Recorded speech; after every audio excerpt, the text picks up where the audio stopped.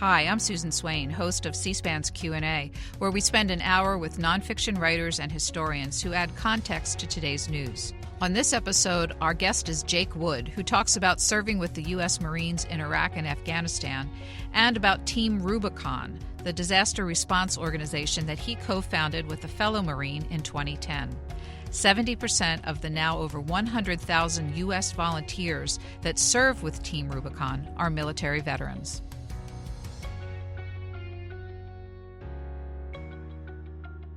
It all started with a mission to Haiti 10 years ago. Let's get the supplies offloaded fast. Let's do this quickly.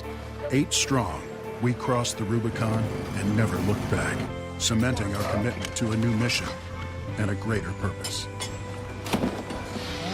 Fueled by those inspired to support our mission, and drawing from the ranks of over 20 million military veterans and first responders, our team has grown to over 100,000 volunteers. We have the skills and leadership to meet any challenge. We've hung up our uniforms, but we're still built to serve. That is a clip from Team Rubicon's 10-year anniversary video, and its co-founder and CEO, Jake Wood, joins us from Los Angeles. Mr. Wood, you have a new book as well called Once a Warrior. What will readers get in that book? Readers will get a lot. I certainly hope that they'll get some inspiration. The book is really the story of my journey going to war, my journey coming home, and ultimately what's transpired over the last decade. You mentioned the work that I do with Team Rubicon. The book really focuses in the back half on how I found really a new purpose in building that nonprofit organization and responding to disasters in communities all across the globe, and along the way recruiting tens of thousands of men and women who serve just like me to do that work alongside me. The mission of Team Rubicon, as we could even see from that short clip, is very hands-on. How has it been impacted the past year by COVID? I think Team Rubicon is no different than any other organization on the planet. I don't think any of us came into 2020 expecting a global pandemic to grind all of our plans and dreams to a halt, but that's certainly what happened. But I think Team Rubicon really viewed this as an opportunity to demonstrate what we've been doing over the last 10 years. We really felt like we were built for this moment. And so while we didn't have a playbook for COVID-19, we certainly felt like we had the players. And so a lot of things changed for us. Our full-time staff, we've got about 200 full-time staff across the country. We've been in a work from home posture since March, but that hasn't kept us from getting our teams out into the field. We've been doing everything from continuing our mission responding to natural disasters. We said early that Mother Nature wasn't going to care about COVID-19. And so we immediately began planning to continue to respond to tornadoes and floods and hurricanes in a COVID environment, but also pivoting our operations into assisting communities for this new normal. And that meant everything from deploying nearly 100 medics into Navajo Nation to decompress the medical system there, all the way to deploying nearly 10,000 individuals into food banks across the country to assist them with their operations and logistics to make sure that American families were continuing to get food on their plates. And so we haven't stood idly by. And I think perhaps the most important mission is yet to come. And, that is, as we're rounding the corner on this vaccine, our chief medical officer has been saying, like a drumbeat for the last couple of months, vaccines don't save lives, vaccinations do.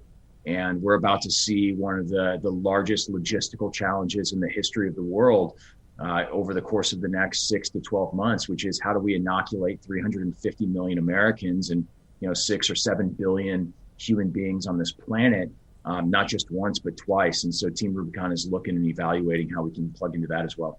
Well, that's sort of an interesting case study in how you operate. So in an example as big as the vaccination rollout, how would a private sector nonprofit like yourself actually get involved in a situation where there's so many public health officials also involved? How do you work? Yeah, well, everything that we do is in full coordination with federal, state, and local officials. So, we aren't going out there and executing any of these missions, be it COVID-related or disaster-related, in a rogue manner. We are currently conducting an extensive outreach across the country into these communities.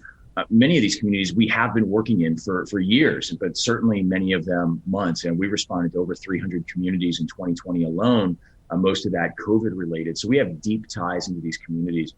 The one thing that we realize is that the real heroes in this work are the doctors, the nurses, the paramedics, who are ultimately going to be sticking needles in arms. They've been, on the front lines of this in the emergency rooms and the ICUs from the beginning of this outbreak. And for many of the local governments, it's up to them to determine how this vaccination is ultimately put into arms, right? So some counties are going to dictate, some public health officials are going to dictate it's got to be a doctor. Some are going to say it's got to be a nurse. Some are going to say, you know what, it can be an EMT, which would probably be the lowest level that we're going to see someone allowed to actually conduct the vaccination. So how does that answer your question? We have our own medical teams inside Team Rubicon, but it's a fairly limited capacity. Plus, they're all American physicians, nurses, and EMTs. And so we don't want to rob Peter to pay Paul. We don't want to take necessary medical providers from one part of the country who are going to be needed to deploy them elsewhere. But what we know is that the real, secret to what we do so well is in our operational planning and in our ability to execute logistics. And so what we want to make sure that happens as, there is going to be such limited capacity and bandwidth across the country is that the medical professionals do what they do best: treat patients in ICUs, inoculate citizens with the vaccine. They shouldn't be worried about the logistics. They shouldn't be worried about that operational planning. We can take those things off their plate and make sure that we are most effectively and efficiently using their skill set in what is going to be, as I said, a 6 to 12 month effort. So we're really looking to see how we can do that. There are going to be some circumstances where we will actually be doing the inoculations ourselves, or at least we're offering that to some municipalities. We're running 3 pilot programs right now in 3 locations across the country that are piloting what we can do for vaccinations. And we look to expand that in January, February, as the vaccine becomes more widely available, so that we can really have an impact nationwide. Well, I'm going to turn back to your life story, which tells the world how Team Rubicon, this organization, got started. And I want to really start at the very beginning, because you take readers on your life journey. Where did you grow up? I kind of bounced around a little bit growing up. I was born in Nebraska, lived in Texas for a stint. And then when I was a young boy, around 6 or 7 years old, my family moved to Europe. My dad was in manufacturing, and he had a job in Austria in 1989. So I spent 2 formative years in Austria, going to a German-speaking school, traveling around. Had a formative moment that I speak about in the book, where my parents take my sisters and I to a former Nazi concentration camp. That was a really powerful experience for me. But then when we moved home, I grew up in the Midwest. I consider Iowa my home. It's where my family still lives. And it was my stepping stone from Iowa that got me to the University of Wisconsin, where I went to school. I want to go back to that formative experience in Austria, visiting the German concentration camp. You write about how that left a lifelong impression on you. You're a dad now. When you reflect upon how much that one childhood experience stayed with you and helped form the kind of person you are, does it have you think about the kinds of things you'd like to expose your own children to as they grow up? Oh, yeah, absolutely. That moment was powerful for me as a young boy. I think it would be for any young boy or girl. The way I often phrase it when I'm speaking to people is that it really taught me the true depths to which humans can sink. It taught me what true evil looks like in society. Certainly the Nazi regime, I think, is unparalleled in its wickedness. For a young 6 or 7 year old boy, prior to that moment, evil was Wile E. Coyote cartoons. And so this was really eye-opening. And, I look at today, I look at our own society, I look at our own communities, and I see, these neo-Nazis marching through our streets. And I think to myself, how does somebody grow up and aspire to that same level of horror? It honestly, it sickens me. And frankly, it hits close to home. I live in Southern California now. I don't think it's an area of the country that most people would think is a hotbed for, neo-Nazis. But I was driving just last week to go pick up a pizza for my family, and I pulled up to a stoplight, and a motorcycle in front of me, the individual had a swastika on the fender of his motorcycle. And it honestly, it almost brought me to tears in the middle of this intersection looking at it, because I couldn't believe that that's what I was looking at in my own country. So when I think about, when I think about the type of upbringing I want for my little girls, I think that I want to give them a perspective of the world at an early age that allows them to have compassion and empathy for people that are unlike them, for people that don't have the same privilege that they will have. And I think that's the one thing that's missing in our country today is that perspective. And if you can't have perspective, you can't possibly have empathy. You mentioned going to college, and when you went there, your eyes were on a pro football career. In the end, you surprised everyone by enlisting. Take me on that journey. What inspired that big change in direction?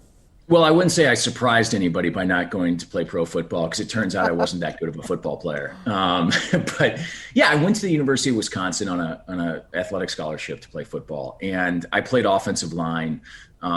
And for anybody that follows college football, they'll know that the University of Wisconsin is the top program in the country for sending offensive linemen to the NFL. And so I certainly thought that was going to be, in the cards for me. And it turns out it wasn't, for a lot of reasons. I just, frankly, I wasn't as good as I needed to be to go play pro.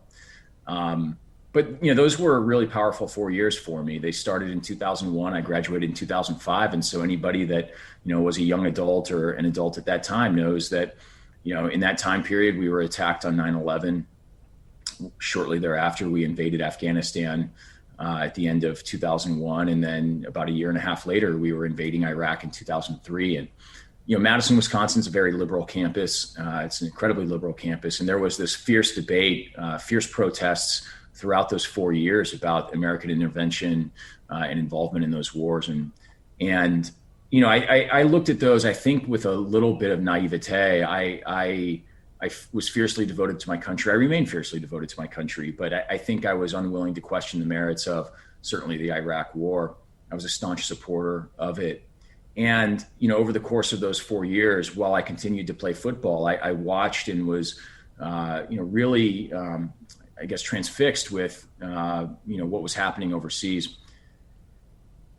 Part of me had always wanted to join the military. But, as we already discussed, that lure of going and playing football was just too great. And so as I was sitting there playing football and watching all of this unfold on campus, I continued to feel, this pull to maybe join, but again, was really good at making excuses for why I wouldn't. And then right before my senior year, Pat Tillman was killed in Afghanistan. And that, I think, was the galvanizing moment for me. I looked at Pat, a former professional football player who walked away at the apex of his career to join the Army after 9/11. And I thought, that's the type of person that I want to be, a person who has that level of conviction to make the necessary and hard choice, regardless of personal cost. And so as soon as I played my final game at Wisconsin, I began preparing to join the military, and I enlisted in the Marine Corps shortly thereafter. So of all the service branches, why Marines? I'd always been drawn to the Marine Corps. I think that, the Marine Corps has this mystique about it that really spoke to me.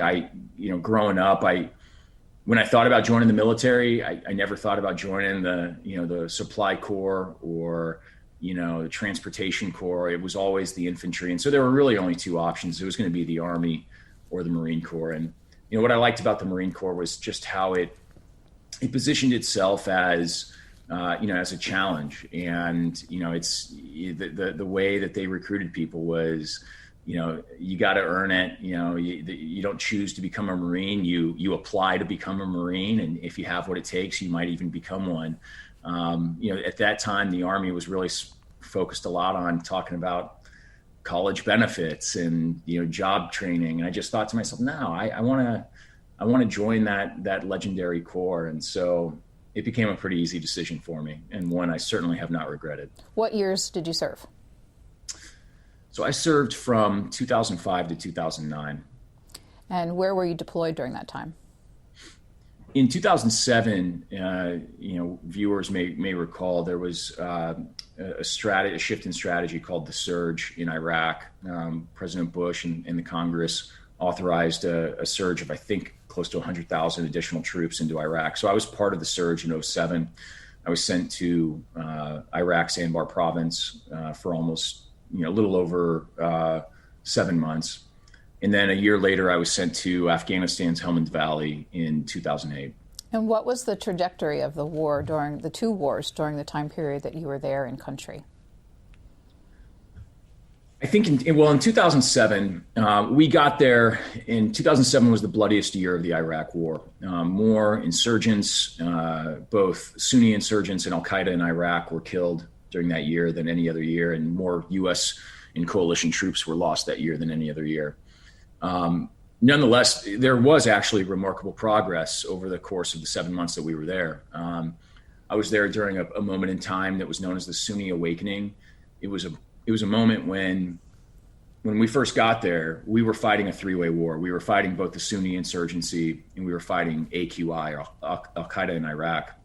And they, of course, were fighting one another.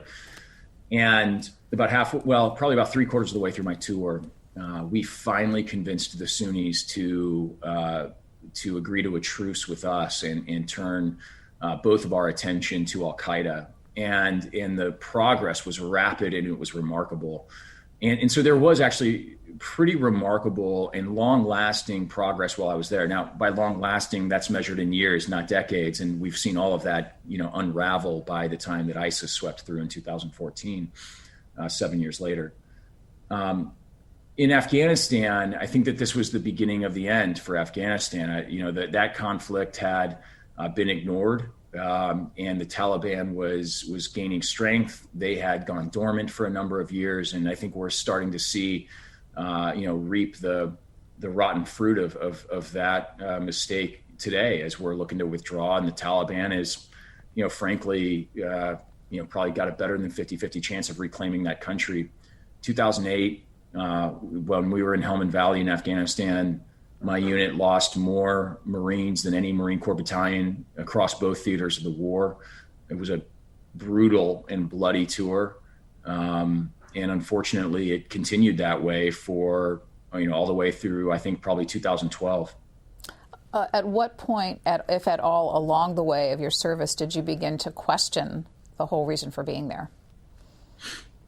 I don't think while I was serving, I allowed myself to ask those questions. I think that would have opened up, too much of a chink in my mental and psychological armor. And so I didn't really afford myself the latitude to think critically about what we were doing. My sniper partner, Clay Hunt, who was wounded on our first tour in Iraq, he did. And I talk about this in the book. He began questioning the merits of our effort in Afghanistan fairly early in that deployment, actually. And I was cautioning him against allowing himself to do that because, I saw it not questioning it as key to our survival. And that didn't really sit well with him. I think one of the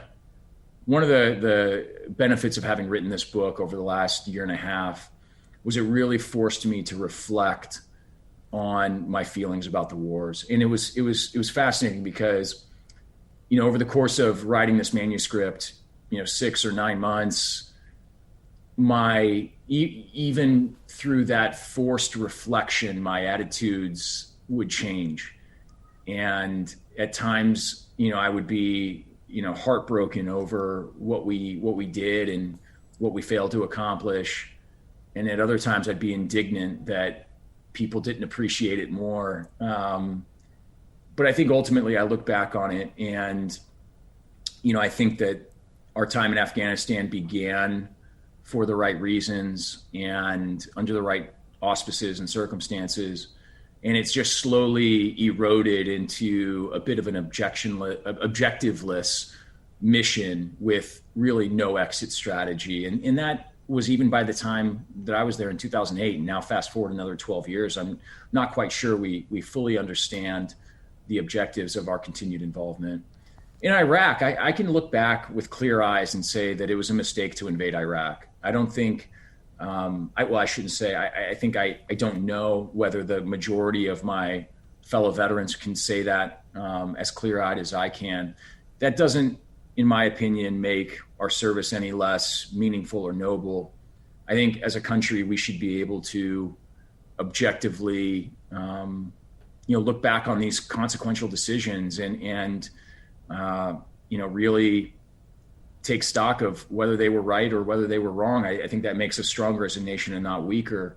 And I wish more of our public officials would do the same. Clay Hunt, whom you just mentioned, your sniper partner, is an important part of your story. Tell me about him. Yeah, Clay was a Texas kid that I met in my 1st Infantry platoon in the Marine Corps. He was about my same age. I was pretty old for being having just enlisted. And he had taken kind of a wandering route to the Marine Corps himself after high school, going to a couple of colleges, bouncing in and out of them, working at a youth camp, spending some time on some ski slopes as a ski bum. And so we just had, I wouldn't say maybe not necessarily a lot in common, but we had a similar maturity. And so we just quickly, clung on to one another and, very close friends very quickly. He was wounded early in our tour in Iraq, and that was very hard for both of us, for me to see my friend get sent home, to see him wounded. And then for him to be home knowing that I was continuing, daily missions and patrols in the deadliest province during the deadliest year of the war was just nerve-wracking for him. We both ended up joining the sniper platoon at around the same time. And we were sent to sniper school together and assigned to be partners, which is really a significant thing in sniper school. You spend those entire 10 weeks effectively tethered to one another, never allowed to be more than arm's length away from your partner at any moment. And so you can imagine, being tethered to somebody 3 feet for 10 weeks, you get to know that person really, really well. And what it's trying to drive home is that you are nothing without your partner. You don't survive without your partner. And we deployed to Afghanistan together. As I mentioned earlier, that's when Clay really began questioning the merits of our involvement there. And when we came back, Clay was one of the first people that I called as Team Rubicon was forming up to go to Haiti. And he ended up joining us down there on the ground in Port-au-Prince. But about a year after Haiti, Clay took his own life in Houston, where he'd moved back to, and where he'd been struggling to just really, I think, figure out who he was and who he was going to be. And he fell victim to, this scourge that is plaguing the veteran population, which is the suicide epidemic. And he became one of those statistics, which, as you can imagine, was tragic. I want to unpack that. There's a lot there in the story you just told, but let's start with your decision to leave the military after 4 years. Was that an easy decision for you to make by that point? Yes and no. Yes, because my body was really starting to break down. I at the end of my 4-year enlistment, I really had, if I was going to stay in, I was going to have to, from how I was thinking about it, the only way I was going to stay in is if I moved into a special operations community, which was really just getting its feet under itself in the Marine Corps. But of course, that's a physically grueling, mentally and emotionally demanding role. And while I thought I had what it took, I had a bunch of orthopedic injuries from playing football that were just really starting to hurt. And I ultimately ended up having surgery with about 3 or 4 months left in the Marine Corps on my foot to repair a bunch of damage. And so I say, yes, it was an easy decision because while part of me really wanted to stay in, I'm not sure my body could have handled it. But then it wasn't an easy decision. And I think this is really what you'd prefer to talk about. I really struggled with this idea of getting out. I lost some really good friends on those battlefields overseas. And even though at this point there was some doubt that was beginning to creep into my mind, now that I was back home from the tours and I could afford the time and space to reflect on the merits of the missions, even though I was beginning to have doubt about their merits, the idea of giving up on them, the idea of walking away when so many of my friends had died for them, knowing that so many of my friends were going to stay in and continue to fight that mission, it just gnawed at me. And I also think part of it was really just self-destructive behavior. I think I carried a lot of guilt. And it was part of that guilt was simply knowing that I was coming home and I hadn't been wounded. I mean, I served these really bloody tours. People around me were just getting horrifically wounded left and right. And I managed to come home with all my fingers and all my toes completely unscathed. And part of me, if I really am reflecting on it, felt like I needed to continue to deploy until I at least came home with something missing so that I'd never had any doubt about whether or not I did enough. And that's just a really, of course, that's a very foolish way of thinking about, what you owe and the value of your own service. I met a girl, and it's kind of the classic military moment. And, I have subsequently married her, and she's the mother of my 2 children, but met her after Afghanistan. And she made it very clear that she was not going to be a military spouse. And she was also very blunt in helping me to assess the quality of my arguments for why I should stay in. And so she really helped me think more clearly about what I still owed, or more specifically, that I really didn't owe anything anymore. And that ultimately helped to frame my decision to get out. Before we leave the 4 years of your military service, readers of your book, Once a Warrior, will have, through your eyes, access to lots of battle scenes. And I'm wondering, did you take notes along the way, or was your recall of all this so sharp in your mind? Yeah, actually, a lot of the wartime experiences, or wartime stories rather, I wrote those stories contemporaneously. I wrote a lot and journaled a lot while I was overseas. And so, those moments are fairly true to form. And I was very sensitive to that too. There were, just because of the word count that I was afforded in publishing this book, there were, some of these scenes that I had to condense so dramatically and leave out moments, that it made me nervous because, I felt like these were important details but ultimately the reader didn't need to know them in order to understand what was going on. But I felt like it was almost a disservice to the other Marines that had experienced those moments. But being so sensitive to how I was representing them, because they're sacred to us who experienced them, these moments of combat, these moments of loss. I floated the book to Marines who were there and said, hey, here's how I remember these moments. Is this how you remember them? And I felt good because I really didn't have anybody come back with anything that was, out of place or that they contested as not how it took place. If anything, they just simply said, yeah, but you forgot about this moment within it. And really I hadn't. It just was on the cutting room floor. Sure. In the editing process. So the next formative period, as you referenced, was the earthquake in Haiti. Tell me the story of how you ended up going there. Yeah, well, so I got out of the Marine Corps in late 2009.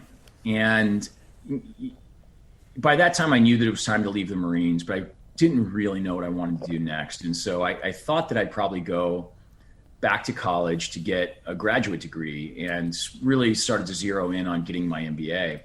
And so in late 2009, got out, began studying for the GMAT test, took it, and applied to some of the top 10 business schools in the country. I had big aspirations. I wanted to go to a really good school if I was going to take that time and make that investment in myself. And as I was sitting around in January 2010, probably 60 days after getting out of the Marines, I was waiting for those applications to come back. And I turned on the TV one day and the Haiti earthquake was unfolding. And, it was kind of, I often say it was like a 9/11 moment for me. There was so much horror and destruction and suffering. And unlike that moment in 9/11 when I was a freshman in college, I didn't want to be flat-footed. I had made a lot of excuses for why I wouldn't do anything after 9/11, why I wouldn't join the military, why I would let somebody else go and handle that situation. And I kind of refused in that moment, watching the Haiti earthquake unfold, to let that happen again. And so after a couple hours of watching it happen, I turned to my girlfriend, now my wife, and I said, I think I should go down there and help. And, I mentioned how blunt and direct she is. And I really thought she was going to tell me how bad of an idea that was. And to my surprise, she said, yeah, I think that would be, incredible if you could do that. Just do me a favor, find some guys that you can trust to go with. And so I started furiously calling people that I had served with, trying to cobble together a team to go down to Haiti. Make a long story short, we ended up getting a group of 8 people together, and we rallied in the Dominican Republic, which shares a border with Haiti. And we made it to the border crossing, and we crossed into Haiti about 4 days after the earthquake and made our way into Port-au-Prince. And for the next 3 weeks, we conducted medical triage clinics throughout the city. And for at least those first couple of days, these encampments that we were going to were just full of critically wounded people. I mean, just some of the most horrific wounds I've ever seen. And I say that having seen, wounds on the battlefield. And it was down there that we really discovered that perhaps we had stumbled onto an idea that had, real merit, which ultimately would become Team Rubicon. Yeah, it seems as though it really happened organically, a combination of 3 realities that hit you: the millions of Iraq and Afghanistan veterans who were all volunteers, the number of them that were struggling with post-war realities, and how many disasters there were that needed assistance. But it also seems like a story of social media, because in reading your story, people jumped to the cause because of your posting about it. So it seems like it all happened at the right time. Social media was beginning to develop. There was a need, and there were people to fill it. How did it go from that Haiti experience to saying, we really can build this into an organization that has some legs, some longevity? Yeah, well, you're right. It wouldn't have happened without social media. And I think as much as some of us would love to put the social media genie back in the bottle these days, it certainly was the fuel that helped Team Rubicon grow into what it is today. I think while we were down in Haiti, we began to believe that we were onto something. Historically speaking, the humanitarian community is not big fans of the military, and for good reason. The majority of the humanitarian suffering around the world is the result of armed conflict. And so it's almost as though, career humanitarians despise the military almost out of an obligation. And so we knew that we had been, trained with all of these skills, and we developed all of these experiences overseas in the military that were directly applicable to these disaster zones. And we quickly discerned that none of these humanitarian agencies were recruiting those men and women into their ranks, at least not at large scale. And we just thought that was a really, really just a waste of incredible human capital, because and I explore this a lot in the book, just because we were soldiers or Marines, just because we fought on battlefields, it doesn't mean that we were heartless. It doesn't mean that we lacked compassion or empathy, or that we were there for the wrong reasons.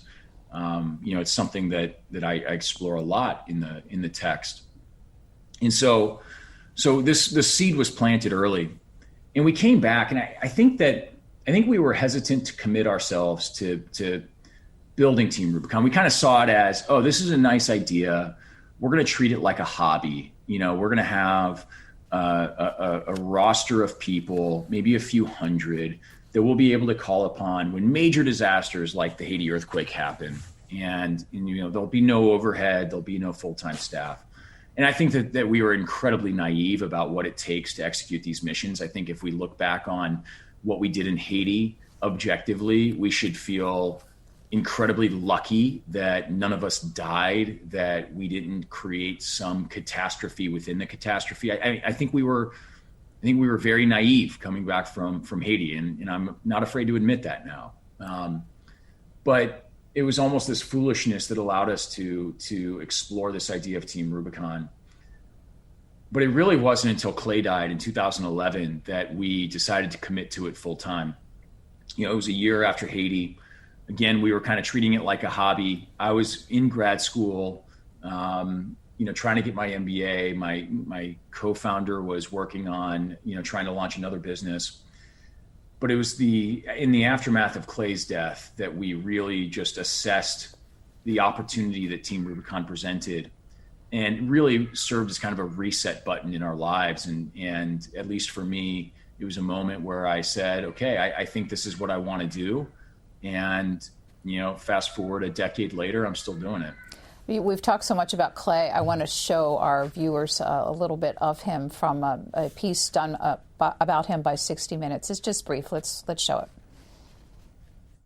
At 27, he thought he could make the world a better place. Tell me who you are. My name is Clay Hunt. I'm just here because I'm needed here. When a massive earthquake struck Haiti in January 2010, Hunt, a Marine combat veteran, went back into action as a humanitarian. I was there to do a job, to help people, and that was such a great feeling, being able to actually get to work and help people and do good things and not have to worry about getting shot at. What Clay Hunt didn't say in this video is that by helping others, he was hoping to heal himself from the traumas of war. I'm sure it is still difficult to hear his voice even these years later. How did that experience of knowing him and seeing his path that ultimately led to suicide have you also get involved in policy for veterans to the point where legislation was passed in his name?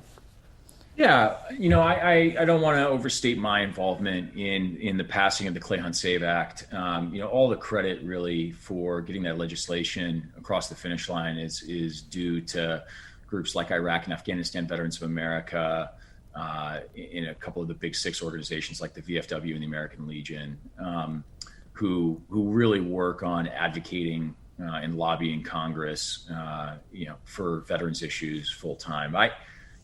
I mentioned Iraq and Afghanistan Veterans of America, or IAVA. Clay was involved with them early. In fact, shortly after coming back from Haiti, he dragged me to Washington, D.C. for an annual event that they host every year called Storm the Hill. And together, he and I, alongside probably about 30 other veterans, walked through the halls of Congress lobbying legislators for change for disability reform. And so that group and their founder and CEO at the time, a guy named Paul Rieckhoff, were really the main thrust in passing a bill through Congress that focused on helping to reform the VA to address the suicide problem head on. And it was one of the most amazing things for me to see that as this bill was working its way through, that they affixed Clay's name to it as the Clay Hunt Save Act. My involvement in it was relatively minimal, but also a very powerful moment for me. After it had been passed and right as President Obama was going to sign it in the East Room, the White House reached out to me as Clay's best friend and asked me to introduce the president for the signing. Amid his challenges, Clay believed it was the job of the VA to care for him and for others. And he lobbied with IAVA nearly 5 years ago to the day in this very town to ensure the VA had what it needed to achieve their mission. And that's why it is so fitting that we honor his memory here today with this bill. Ladies and gentlemen, please join me in welcoming the President of the United States, Barack Obama.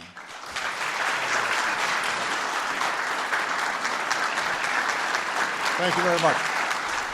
That was a powerful moment.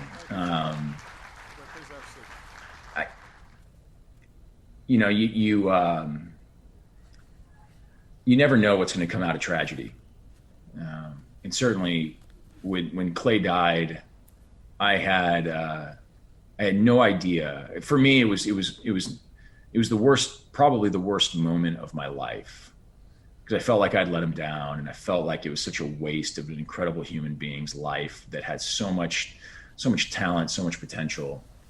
But we've managed to make the most of that tragedy, both by committing to Team Rubicon and building it into something that I know he'd be proud of, but also, in passing that legislation and helping to ensure that the VA never let, another veteran down. Now that process is ongoing. The VA is by no means cracked the code on that, but it was a major move forward for them.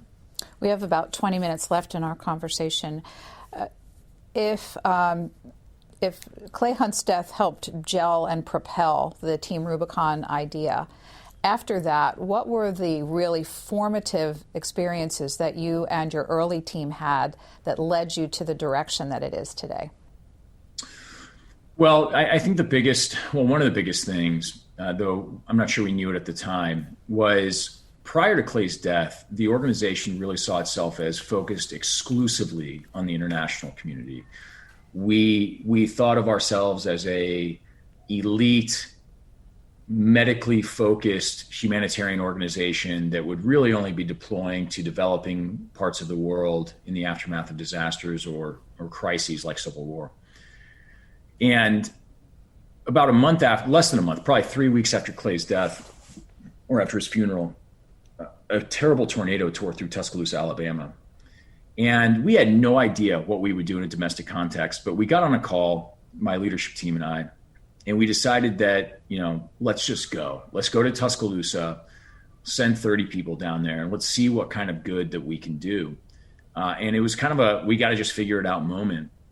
And honestly, I don't know that we would have gone if Clay had not just been buried. I think that there was this angst inside of us. I think that there was this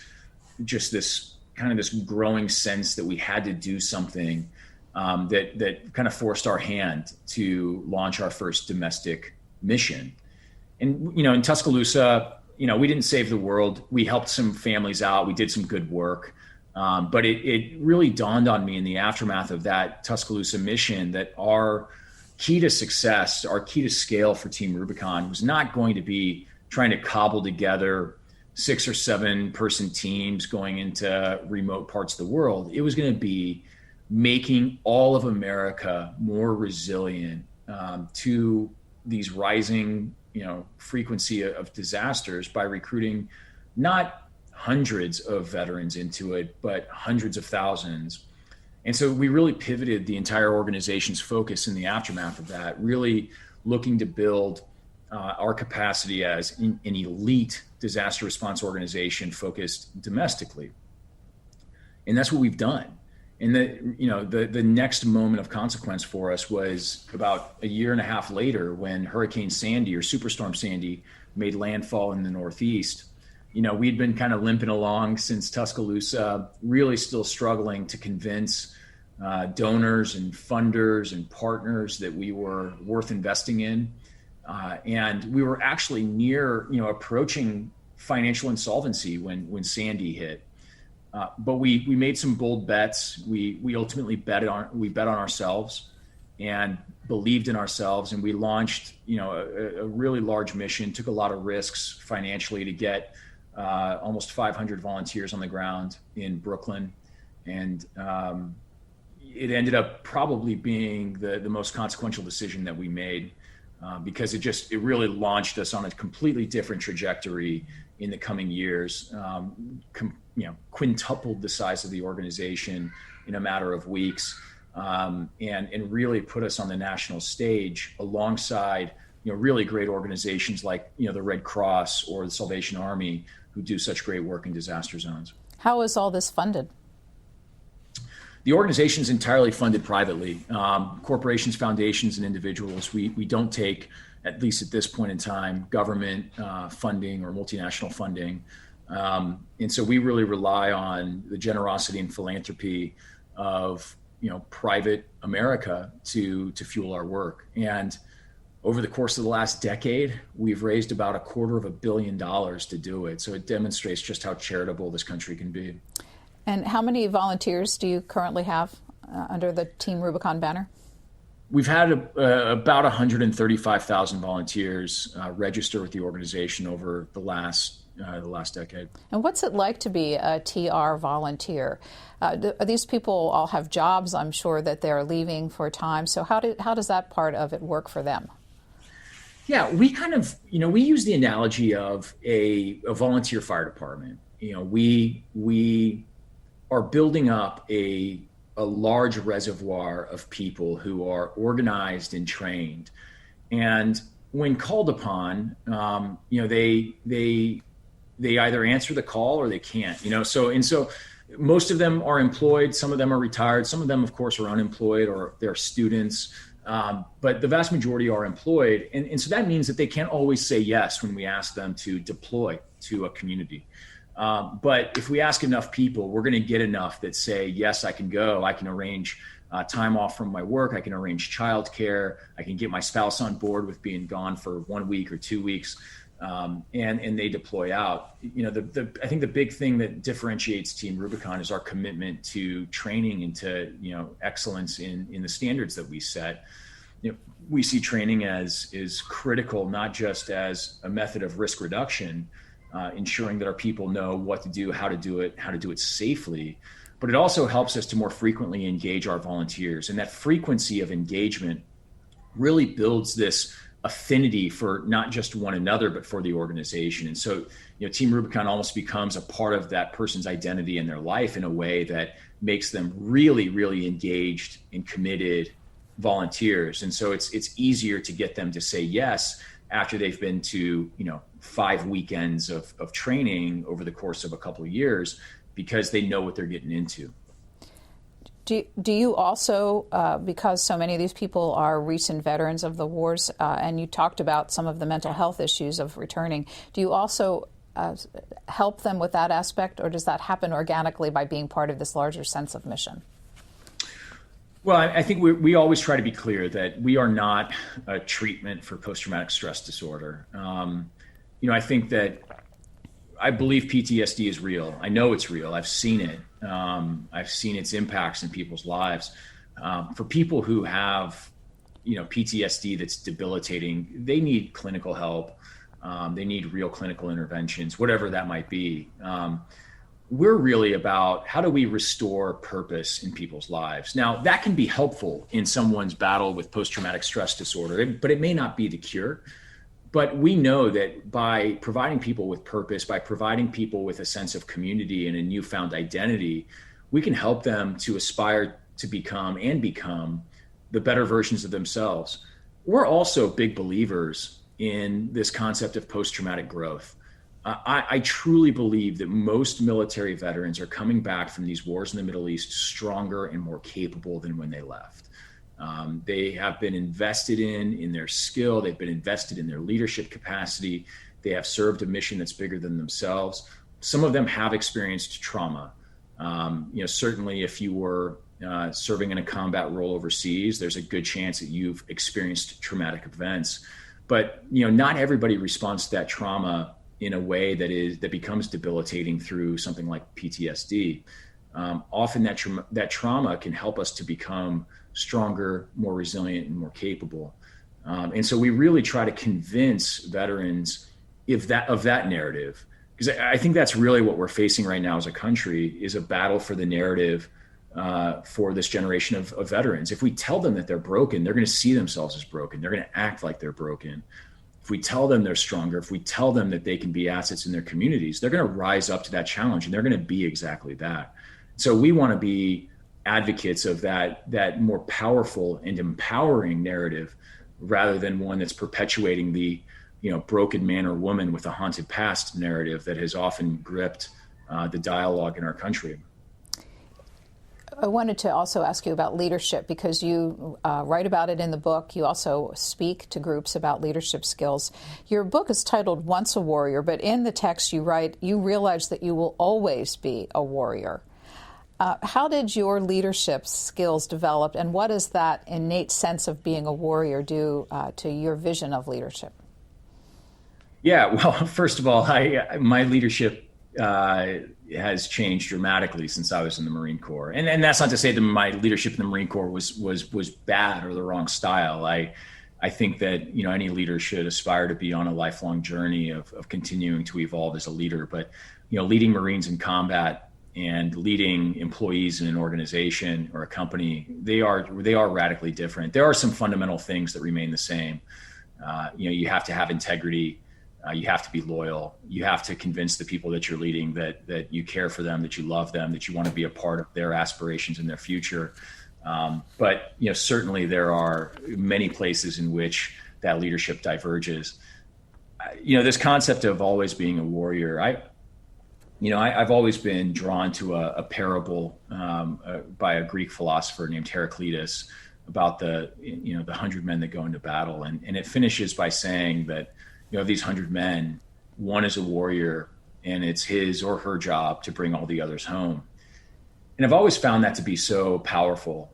This concept that the greatest warrior among 100 that go into combat isn't the greatest because of their prowess, on the battlefield, or their physical might, or their skill in combat. It's simply because of their responsibility to bring the others home. And so that's always been something that I've latched onto, that true leadership is about being that type of person that others look to help lead them through those moments of chaos, those moments of uncertainty. And I've always aspired to be that type of person for the people that surround me, the type of person that others know that I'll do anything for, regardless of personal cost, regardless of, what the consequence is. And I think that that's been imbued within Team Rubicon. I think we have an organization where we so fiercely serve one another and not ourselves, that we've just created this unbelievable culture that is really the secret to the success that we've had. If there are any stress points on that culture as this organization has gotten so large over the years, where would they be? Oh, man. I mean, there's scaling as fast as we have over the years, there's always going to be stresses in an organization, fissures that appear. For us, at least culturally, I think we've done a pretty good job of scaling our culture. We posed the question early as we were beginning to grow rapidly. It was a hypothetical. Was culture going to be the victim of our scale, or was it going to be the driver of it? And we posed it that way because a lot of people began questioning back in 2012, 2013, if this special and unique culture that we developed was going to be the victim of our growth. And I just thought that was the wrong way of framing it. And so I always challenged people over the last decade to instead fiercely protect our culture and make it not the victim of scale, but the reason for scale. And, I think that we've done a good job of that. But like any, leader of a large organization, I think that the most constant refrain that we get about what we could do better is communication. It's a challenge that I don't know that any company or leader at scale has been able to crack.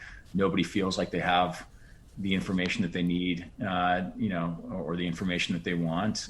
Whereas, leaders always lament that the people aren't listening or reading the information that they're given. So how do you meet those two things in the middle? But I think what we've done well is that consistently in our surveys, in our conversations with our team, related to communication, our team knows that we will always be transparent. We will never sugarcoat a situation with our staff. We will always let them know what we're doing, why we're doing it. We'll let them know the reality of the moments that we're facing, the potential consequences and outcomes, that we'll trust them with that information and treat them like adults in having it. And I think that's really served us well. Jake, we have about 5 minutes left, and I want to use that 5 minutes to talk about veterans and their service to the country. You wrote in the book, when you leave war, war doesn't let you walk away. It stalks you. There are two versions of me, before the war and after the war. I guess anyone who has a veteran in their life has had some experience of the difficulty of getting them to talk about their war experience. What would your advice be to both veterans and civilians about bridging that gap in communication? Yeah, I think that as a society, as a republic that has the benefit of an all-volunteer force, we have an obligation as a society to ask those volunteers, those men and women who raise their hands to go and serve our country in foreign lands, to ask them about their experiences. You know, the one thing that I think gets missed in all the conversation about PTSD, which we discussed earlier, is where PTSD begins and ends and where moral injury begins and ends. Moral injury is what happens when you are forced to do something that violates some moral or societal norm, a deeply held belief that you've had within your life. And this happens often in war. Killing another human being is unnatural. It violates just about every human norm that we have, every moral norm that we have. And yet we have to do that. And that creates a moral injury. That doesn't necessarily create post-traumatic stress. So going back to my comment about society, we can best help that moral injury by bearing it as a society together, by ensuring that no one individual feels like they have to bear the guilt and the shame and the anguish of that moral injury by themselves. And what I've often found is that members of our society don't ask veterans to share those stories for one of two reasons. One, they just incorrectly assume that veteran will never want to share that story. They'll think that, oh, that person's not going to want to share it with me because it's deeply personal, because I myself haven't served. And so they hesitate to ask. And yes, some veterans will hesitate to share those moments, share those stories, but I think most of them are actually eager to share them, not because they're proud of them, but because they're eager to get that weight off their chest. The second reason that I think members of our society don't ask those questions is because they're afraid that those stories are going to make them uncomfortable. But you know what? Tough. If it makes you uncomfortable to hear those stories, imagine how uncomfortable it is to have lived that experience, to have, done that act that violated that moral norm. You have an obligation to hear that story. You have an obligation to take some of the weight, take some of that burden and put it on your own shoulders. And I think that that's really, really important. So what can people do? Ask to hear those stories and provide those veterans with a safe, judgment-free place to share them and help them know that you're there to carry that weight for them. That's what we owe these men and women.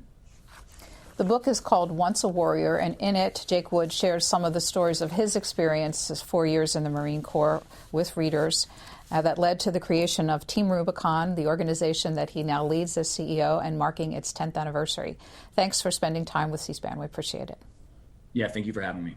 Thanks for listening to C-SPAN's Q&A, and subscribe to us wherever you get your podcasts so you'll never miss an episode. And while you're there, please take a minute to rate and review us. You can also send us an email about Q&A at podcasts@c-span.org. Send me your questions, your comments, or ideas. Your feedback is welcome.